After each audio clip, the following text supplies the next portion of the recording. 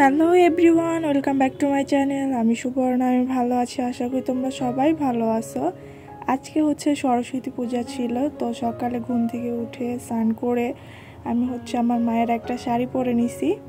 যেহেতু বাসন্তী কালার বা সাদা শাড়ি পরতে হয়, আমার ছিল না বা মায়েরও ছিল না। এর আগের বার আমি একটা বাসন্তী কালারের শাড়ি পরছিলাম, এই জন্য এবার ভাবলাম যে যেহেতু একটু বাসন্তী আছে, এই জন্য আর কি বাসন্তী শাড়ি পরে নিছি। তারপর সকাল সকাল আমরা কলেজে চলে যাই। আমার ভাইয়ের স্কুল সাথে কলেজ ছিল, কলেজেও পূজা হয়, স্কুলেও পূজা হয়।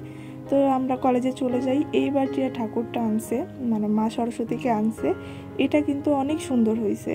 আগের বার বা প্রতিবারের থেকে এইবার অনেক সুন্দর করে সাজানো হয়েছে। আর যে পিছনের আর্টগুলো দেখতেছো, এগুলো কিন্তু সব স্টুডেন্টরাই করছে। এখানে ম্যাম বলতেছিল যে এই সব কিছু স্টুডেন্টরা মিলে করছে, যেহেতু ওদের পূজা। আর অনেক কিছুই আয়োজন করা হয়েছে। তারপর আমরা সবাই মিলে অঞ্জলি দেই, এবং প্রসাদের মধ্যেও অনেক ফল ছিল, মিষ্টি ছিল। তো এভাবেই ঝুড়িতে ঝুড়িতে করে ফুল দেওয়া হয়, এবং আবার অঞ্জলি শেষে ফুল নিয়ে গিয়ে আবার মায়ের চরণে দেওয়া হয়। তো তোমাদের আমার ভিডিওটা কেমন লাগলো এটা অবশ্যই জানাবে, এবং আমার চ্যানেলটা সাবস্ক্রাইব করে দিবে। আর আমাকে দেখতে কেমন লাগতেছিল এটা অবশ্যই আমাকে জানাবে। এখানে দেখো কত কিছু আয়োজন করা হয়েছে। এরপরে অঞ্জলির পরে যজ্ঞ ছিল, তো তারপরে প্রসাদ বিতরণ ছিল। তো আমি ভাবতেছিলাম যেহেতু যজ্ঞ করতেছে, তো আমি একটু বাইরে গিয়ে ছবি তুলি।